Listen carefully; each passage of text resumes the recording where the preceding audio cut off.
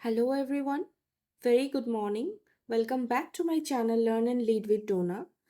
आज हम लोग यहाँ पे कुछ important questions regarding developmental जो stages है, ठीक है, ये आप लोगों के B.Ed entrance and M.Ed entrance के लिए बहुत important होने वाला है, ठीक है।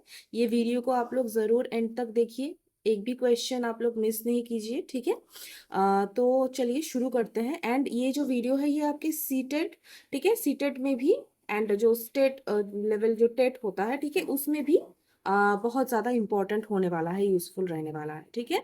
चलिए हम लोग शुरू करते हैं इस वीडियो को। यहाँ पे देखिए सबसे पहला जो क्वेश्चन है, which of the following are external environmental factors that begin influencing a child's development even before birth during the prenatal stage? क्या बोला गया है? प्रीनेटल स्टेज के बारे में बोला गया है।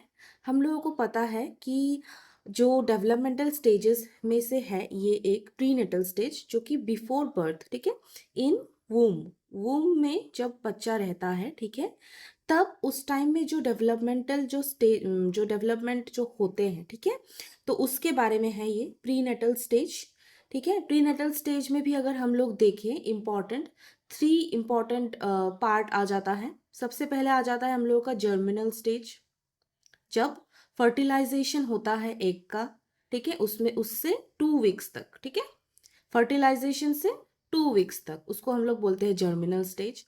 सेकेंड स्टेज जो सबसे इंपॉर्टेंट स्टेज आ जाता है वो है एम्ब्रायोनिक स्टेज, ठीक है।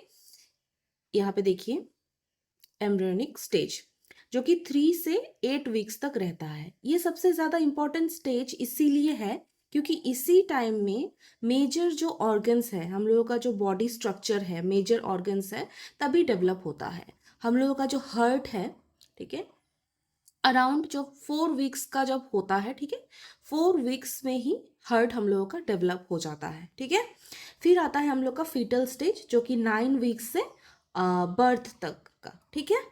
चलिए यहाँ पे अभी क्वेश्चन हम लोग देख लेते हैं। पहले हम लोग ने समझ लिया है कि प्रीनेटल स्टेज क्या होता है। अभी हम लोग यहाँ पे देखते हैं which of the following are external, बोला गया है कि कौन यहाँ में से कौन सा एक्सटर्नल एनवायरमेंटल फैक्टर्स है जो कि चाइल्ड के जो डेवलपमेंट में इन्फ्लुएंस करता है, ठीक है, बिफोर बर्थ, बर्थ होने से पहले ही इन्फ्लुएंस करने लगता है। कौन सा इनमें से एनवायरमेंटल एक्सटर्नल एनवायरमेंटल फैक्टर्स है? तो ऑप्शंस में देखिए, ऑप्शन नंबर 1 में दिया है maternal nutritional status during pregnancy, ठीक है। फिर आता है exposure of the embryo to harmful radiation जैसे एक्सरेज, ओके। देन आता है क्रोमोसोमल, ठीक है, एबनॉर्मेलिटीज डिटरमाइंड एट कंसेप्शन। फिर आता है मैटरनल स्ट्रेस और इमोशनल ट्रॉमा ड्यूरिंग प्रेगनेंसी। तो यहाँ पे हम लोगों को क्या पूछा है? एक्सटर्नल पूछा है।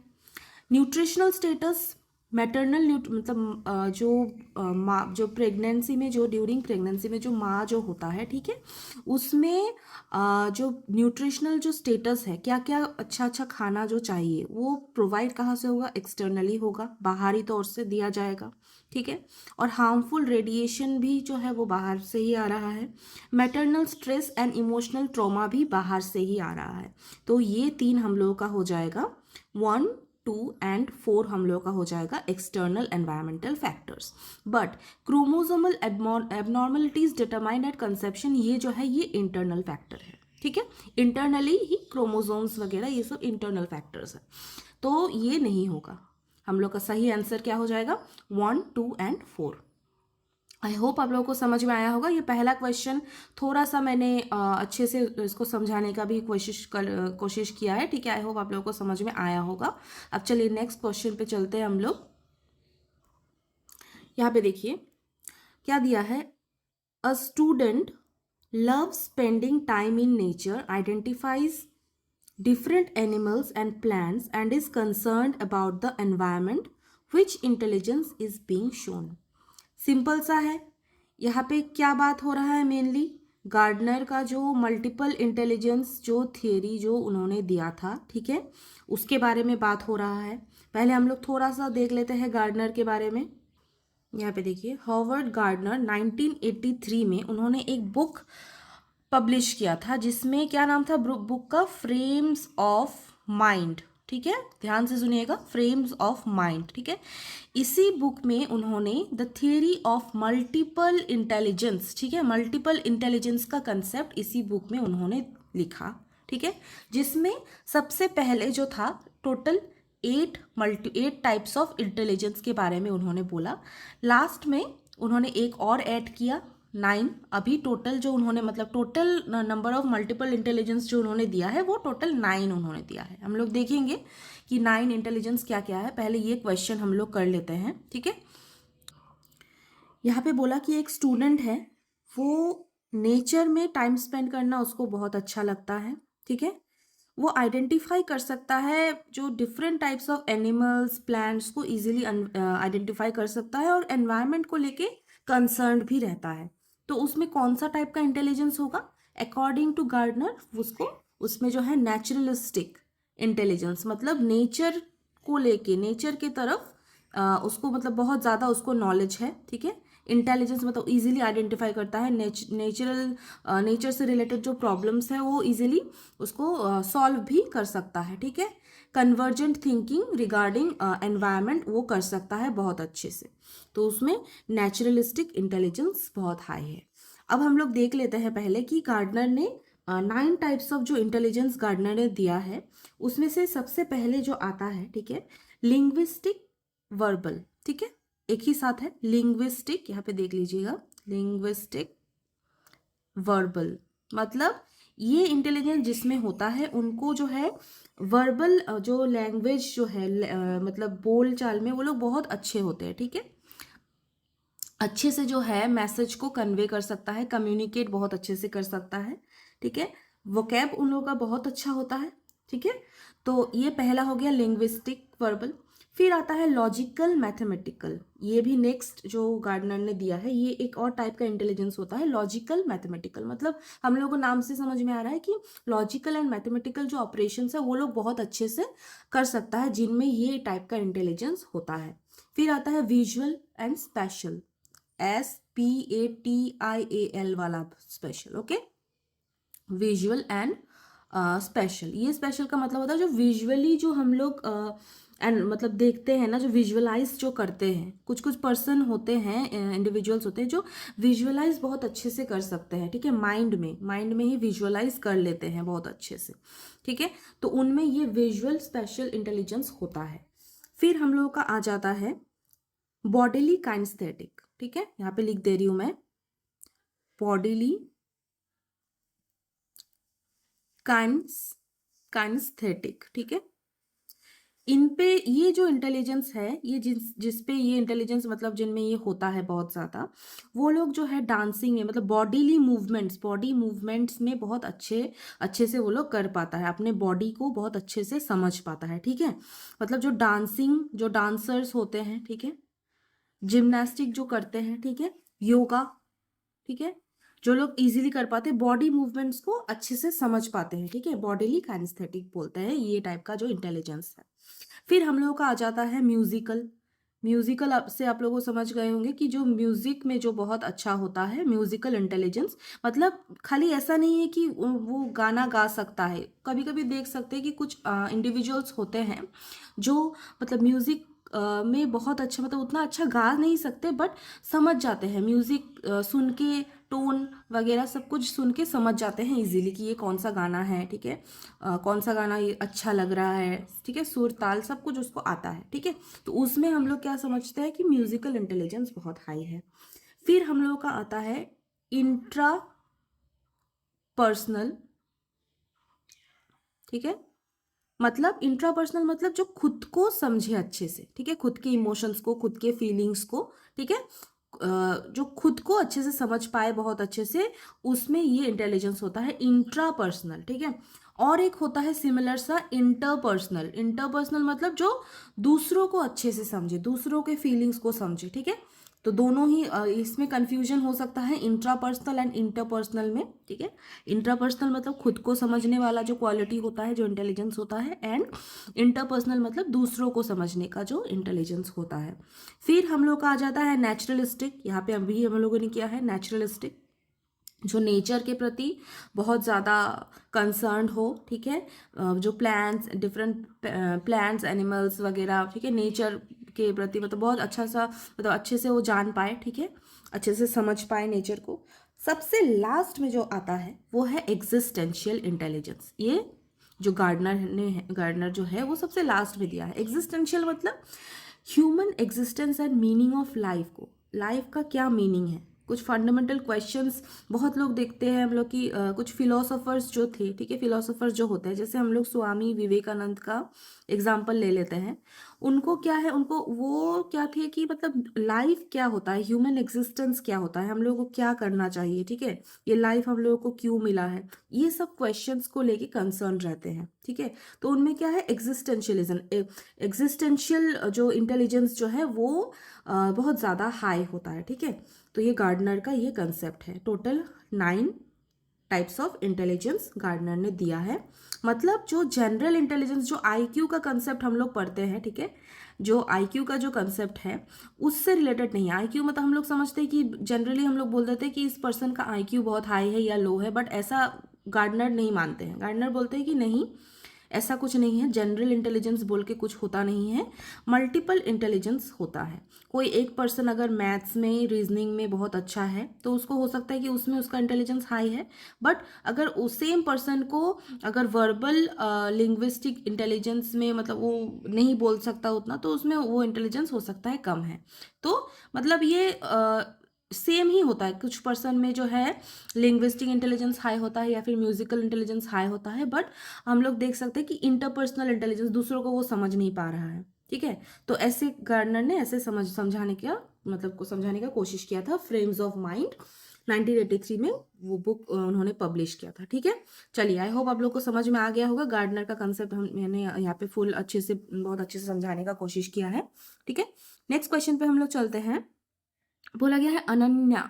अनन्या एक लड़की का नाम है। Ananya is very friendly, understands other people's feelings and works well in groups. She often helps her classmates resolve their conflicts. Which intelligence is most dominant in her? अभी हम लोगों ने पढ़ा जिनमें इंटरपर्सनल इंटेलिजेंस होता है, ठीक है, दूसरों को समझने का जो इंटेलिजेंस होता है। इंटरपर्सनल मतलब दूसरों को समझने का, इंटरपर्सनल मतलब खुद को समझने का, ठीक है। तो ये यहाँ पे स्टेटमेंट बेस्ड क्वेश्चन यहाँ पे दिया है, ठीक है, एग्जाम्पल के तौर से, कि उन फीलिंग्स को समझ पा रहा है, ग्रुप्स में बहुत अच्छे से काम कर सकता है, रिजॉल्व कर सकता है, कोई झगड़ा हो गया, कॉन्फ्लिक्ट हो गया तो वो इजीली जो है रिजॉल्व कर पा रहा है। तो उसमें क्या है, इंटर पर्सनल इंटेलिजेंस है, ठीक है, डोमिनेंट है, ठीक है। चलिए अब नेक्स्ट क्वेश्चन पे हम लोग चलते हैं। यहाँ पे देखिए, According to Pavlov, the bell that produces salivation, ठीक है, salivation in a dog is called the। Pavlov का हम लोगों को जो, मैंने आप लोगों को लास्ट वीडियो में अच्छे से वो किया था। Pavlov का जो था क्या था, क्लासिकल कंडीशनिंग का, ठीक है, क्लासिकल कंडीशनिंग का जो उन्होंने थियरी जो दिया था, क्या था उसमें, बिहेवियरिज्म से रिलेटेड, ठीक है, कि बिहेवियर को जो है हम लोग कंडीशन कर सकते हैं, ठीक है। तो यहाँ पे स्टिमुलस एंड रिस्पॉन्स को लेके ही था, ठीक है, आर्टिफिशियल जो स्टिमुलस था, ठीक है। तो बेल को लेके, जो बेल जो था वो क्या था, न्यूट्रल, न्यूट्रल था पहले, ठीक है। लेकिन बेल के साथ जब फूड को पेयर करके, ओके, जब फूड को पेयर करके एक ही साथ डॉग को दिया गया, तब ये क्या बन गया, तब ये क्या बन गया, एक कंडीशन स्टिमुलस बन गया, ठीक है, कंडीशन स्टिमुलस इसको बना दिया गया। फिर जो ये जो बेल जो है, फिर लास्ट में हम लोगों ने क्या देखा था, जब बेल खाली बजाया गया, फूड नहीं दिया गया, फिर भी डॉग जो है सेलिवेट कर रहा है, ठीक है।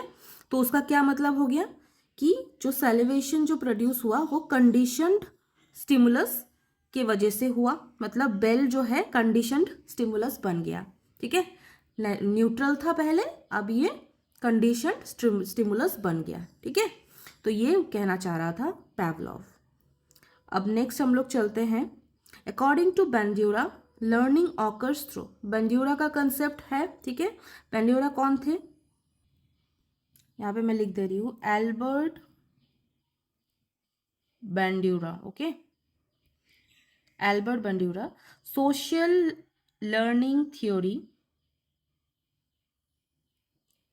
सोशल लर्निंग जो थ्योरी है उन्होंने दिया था, ठीक है। इसमें उन्होंने क्या बोला था, इस थ्योरी को देके उन्होंने बोला था कि जो हम लोग का जो लर्निंग होता है, ठीक है, वो हम लोग ऑब्जर्व करके भी सीखते हैं, ठीक है, इमिटेट करके दूसरों से। सोसाइटी में कुछ भी हो रहा है तो हम लोग क्या करते हैं, उसको ऑब्जर्व करते हैं, ऑब्जर्व करके उसी चीज़ को हम लोग इमिटेट कर लेते हैं, ठीक है, मतलब कॉपी करते हैं, कॉपी करके हम लोग वो उससे भी लर्निंग होता है। ये बंड्यूरा ने दिया था।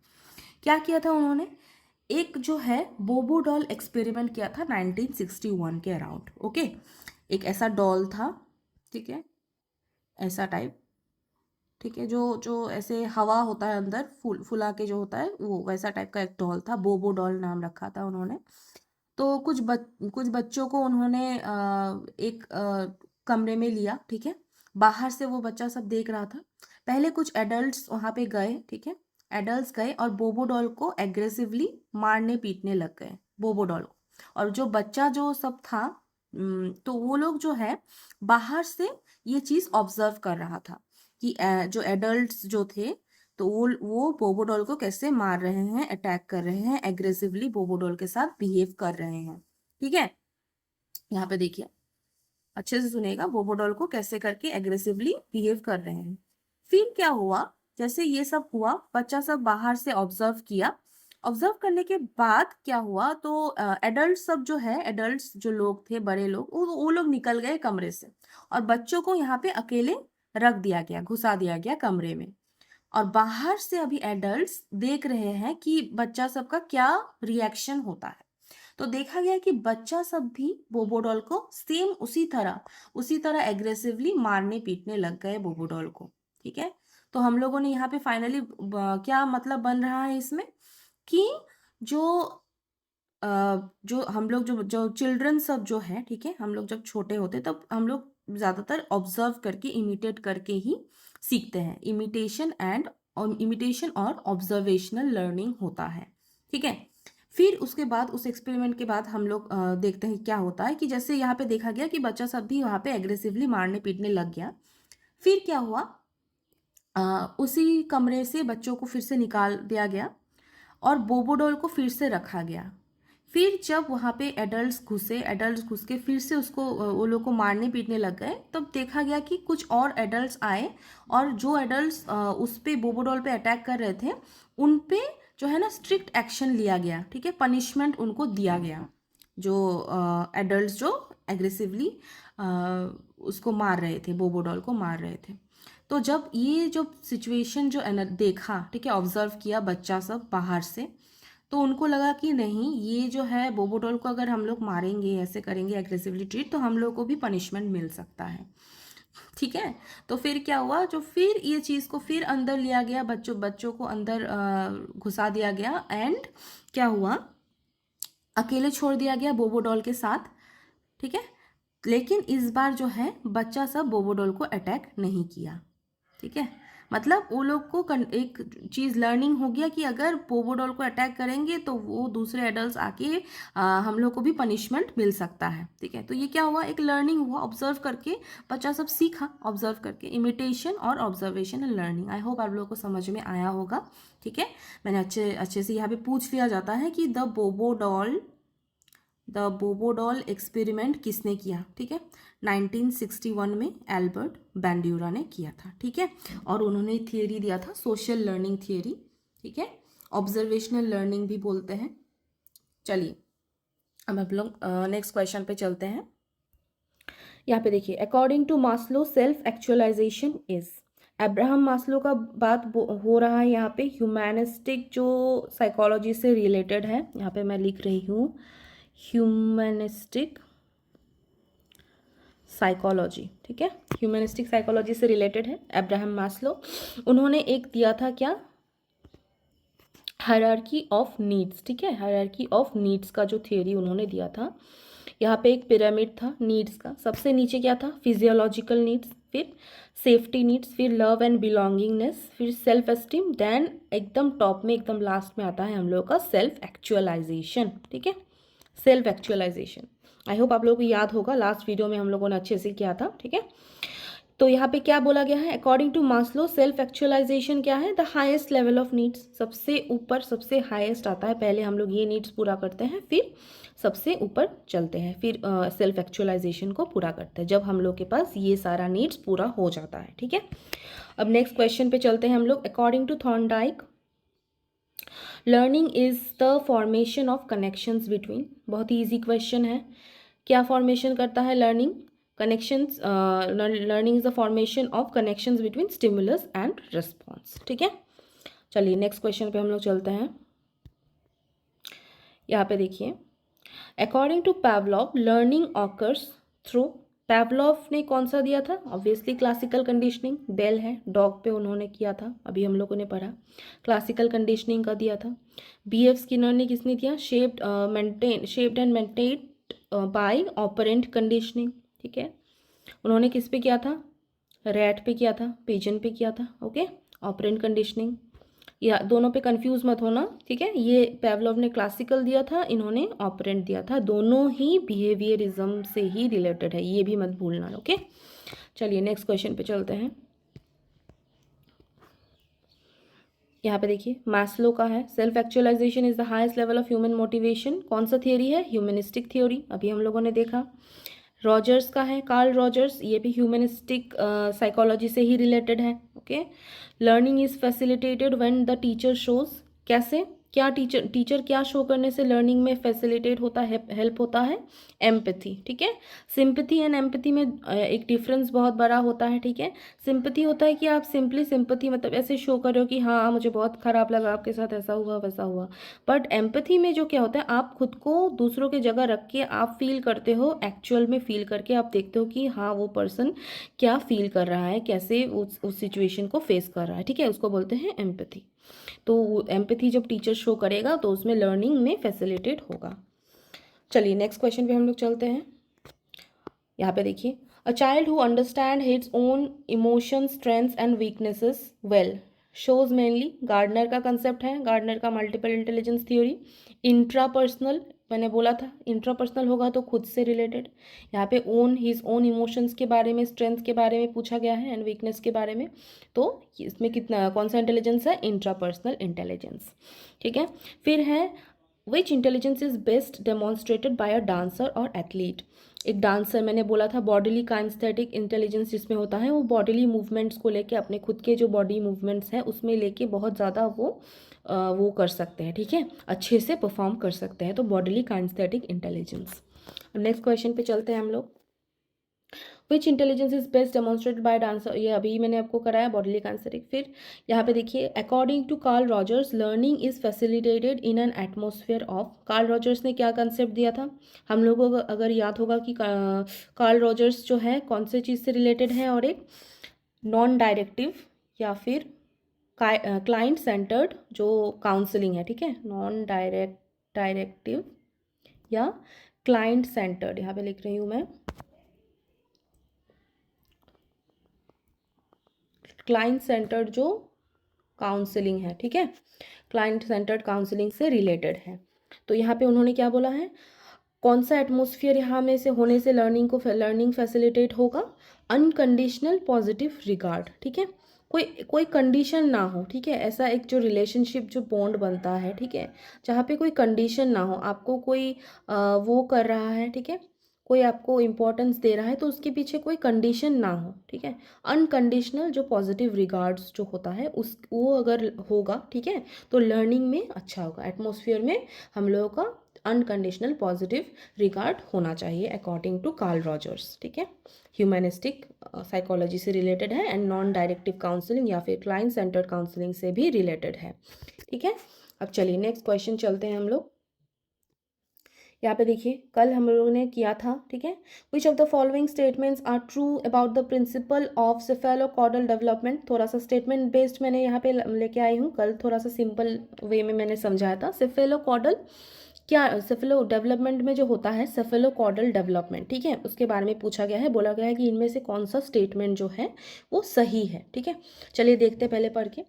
पहला ऑप्शन है development proceeds from head towards the foot, okay, हम लोगों ने कल ही वीडियो में देखा था कि जो सेफेलोकॉडल डेवलपमेंट है वो हेड से शुरू होता है, ठीक है, एंड टो में जाता है। पहले हेड में डेवलपमेंट होता है, फिर यहाँ पे बॉडी में डेवलपमेंट होता है, फिर लेग्स, फिर टोज, ठीक है, ऐसे करके डेवलपमेंट होता है। तो ये ऑप्शन हम लोग का सही बन रहा है, ठीक है। Development proceeds from head to toe. फिर नेक्स्ट ऑप्शन है control over the upper parts of the body appears before the lower parts. Okay, यहाँ पे हम लोगों ने देखा कि ऑब्वियसली पहले अपर पार्ट में डेवलपमेंट होगा, फिर धीरे धीरे लोअर पार्ट में होगा, ये भी सही बन रहा है। फिर यहाँ पे क्या दिया है, it is applicable to both gross motor and fine motor development. ऐसा कुछ क्या हम लोगों ने देखा है कि it is applicable to both, both तो नहीं एक साथ होता है। पहले जो है ग्रॉस मोटर डेवलपमेंट होता है, फिर फाइन मोटर। मतलब ग्रॉस मोटर मतलब पहले जो है बच्चा हाथ हिलाना सीखता है, ठीक है, फिर जाके धीरे धीरे जब डेवलपमेंट फिंगर्स में होता है, फिर वो लिखना सीखता है फिंगर्स में से, ठीक है, फिंगर्स से कुछ करके, उसको बोलते हैं फाइन मोटर जो डेवलपमेंट होता है, ठीक है। और ग्रॉस मोटर होता है कि जैसे ऐसे ही हाथ हिलाना, ठीक है, ऐसे ही हाथ हिलाना, तो उसको ग्रॉस मोटर वो होता है। तो यहाँ पे बोला है कि it is applicable to both gross motor and fine motor, तो ऐसा नहीं है।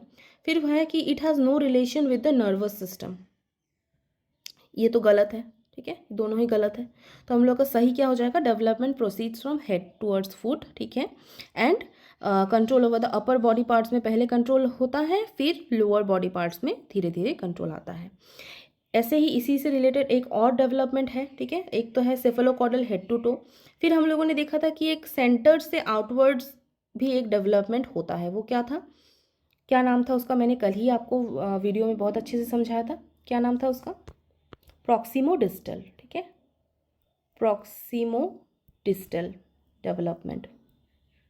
उसमें क्या होता है, सेंटर ऑफ द बॉडी से शुरू होता है, ठीक है।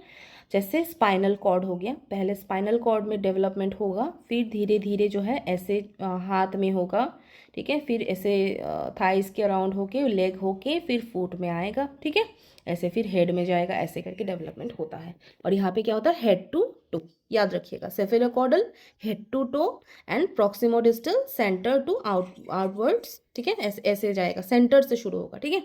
अब चलिए नेक्स्ट क्वेश्चन पे हम लोग चलते हैं। यहाँ पे देखिए, who introduce the theory of multiple intelligence, मैंने अभी बताया हार्वर्ड गार्डनर ने किया था। Total 9 type of intelligence are there. How many intelligence did Gardner originally propose किया था, कितना थियरी में 8 ही किया था। फिर 9th नंबर जो एग्जिस्टेंशियल जो इंटेलिजेंस है वो लास्ट में फिर से ऐड किया उन्होंने, ओके, पहले 8 था, अभी 9 है। फिर which intelligence reflects the ability to use words effectively in speaking and writing, obviously linguistic intelligence, ठीक है, वर्बल लिंग्विस्टिक जो है, इसमें से तो सब कुछ ऐसे ही वो हो जा रहा है, कैंसिल हो जा रहा है, linguistic intelligence is the correct answer. Next हम लोग चलते हैं। A student rights beautiful stories, enjoys reading novels and has a rich vocabulary. He also expresses his ideas clearly in speeches and debates. Which intelligence is he most likely to have? क्या बोला गया है, एक student है जो beautiful stories जो है वो लिख पा रहा है, नोवेल्स अच्छे से पढ़ रहा है, उसका वोकैब भी बहुत अच्छा है, ठीक है, तो उसमें क्या क्या वो कर रहा है, शो कर रहा है इसमें कि लिंग्विस्टिक इंटेलिजेंस है उसमें, ओके। फिर यहाँ पे आता है कि चाइल्ड जो है, एक चाइल्ड है जो डिफिकल्ट मैथ प्रॉब्लम्स को क्विकली सॉल्व कर लेता है, ठीक है, लॉजिकल पजल्स को सॉल्व कर लेता है अच्छे से। तो कौन सा इंटेलिजेंस उसमें डोमिनेंट है, logical mathematical intelligence, okay. Next question पे हम लोग चलते हैं फटाफट। Rohan can easily remember songs, beats and tunes. He can play the piano and composes his own music. Which intelligence he is showing? Is he showing? Musical intelligence, ठीक है। ऐसा question ही पूछा जाएगा, आप लोगों को खाली इंटेलिजेंस का नाम दे दिया जाएगा, थोड़ा सा और कंफ्यूजिंग भी कर सकता है, ठीक है, जो ये जो ऑप्शंस जो है, ठीक है, तो ये सब आप लोग अच्छे से देख लीजिएगा ताकि एग्जाम में आपको प्रॉब्लम ना हो। फिर है कि यहाँ पे देखिए स्पेशल इंटेलिजेंस, इसमें बच्चा कंफ्यूज होता है, म्यूजिकल वाला तो ठीक है, लिंग्विस्टिक म्यूजिकल इसमें तो इजीली आंसर कर देगा, बट स्पेशल इंटेलिजेंस वो क्या होता है, मैंने आपको बताया था कि विजुअलाइज जो करते हैं हम लोग माइंड में, ठीक है, माइंड में जो कुछ विजुअलाइज करते हैं, एक जैसे कुछ सीनरी को हम लोग कुछ एक अलग एनवायरनमेंट को हम लोग इमेजिन कर रहे हैं, विजुअलाइज कर रहे हैं, तो जो बहुत अच्छे से विजुअलाइज कर पाएगा, ठीक है, उसमें क्या होता है, स्पेशल इंटेलिजेंस, ठीक है। विजुअलाइजिंग थिंग्स इन 3D में विजुअलाइज कर सकता है वो, ठीक है। जैसे कोई एक स्पेस दे दिया गया, ओपन स्पेस, तो उसमें बोला गया कि ये जो बॉक्स है ये इस स्पेस में अटेगा कि नहीं, तो जिसमें स्पेशल इंटेलिजेंस बहुत हाई है वो बता देगा इजीली कि हाँ ये इतना जगह में ये जो बॉक्स है ये अट जाएगा। ओके, तो special intelligence is the correct answer. Next हम लोग चलते हैं, यहाँ पे देखिए कबीर जो है अंडरस्टैंड करता है अपने स्ट्रेंथ वीकनेस से, ये तो हम लोगों ने अभी किया। इट इज़ इंट्रापर्सनल इंटेलिजेंस, जो खुद को समझ पाए, इंट्रापर्सनल जो दूसरों को समझ पाए, इंटरपर्सनल। ओके, नेक्स्ट आता है हम लोग का, देखिए एग्जिस्टेंशियलिज्म से लेके रिलेटेड क्वेश्चन है, एग्जिस्टेंशियल इंटेलिजेंस से रिलेटेड है। क्या है यहाँ पे, a student often thinks about meaning of life, ठीक है, ask deep questions like why are we here and shows interest in philosophy and values. ठीक है, मैंने अभी बोला फिलोसॉफिकल जो क्वेश्चंस है वो सब पूछते हैं, लाइफ क्या होता है, हम लोग का जो लाइफ हम लोग को मिला वो क्यों मिला, मीनिंग क्या है इसका, ठीक है। तो ये सब ऐसे टाइप का जो क्वेश्चंस पूछते हैं कुछ कुछ लोग, कुछ बच्चे, ठीक है, तो उसमें क्या होता है, एग्जिस्टेंशियल इंटेलिजेंस बहुत हाई होता है। ठीक है, चलिए यहाँ पे एंड होता है हम लोग का अभी का वीडियो। ठीक है, मिलते हैं हम लोग नेक्स्ट वीडियो में, तब तक इस वीडियो को प्लीज़ लाइक कर दीजिएगा, ठीक है, शेयर करना मत भूलिएगा, लाइक कर दीजिएगा, एंड प्लीज़ आप लोग जो है learn and lead with Drona को सब्सक्राइब कर लीजिएगा। मिलते हैं हम लोग नेक्स्ट वीडियो में।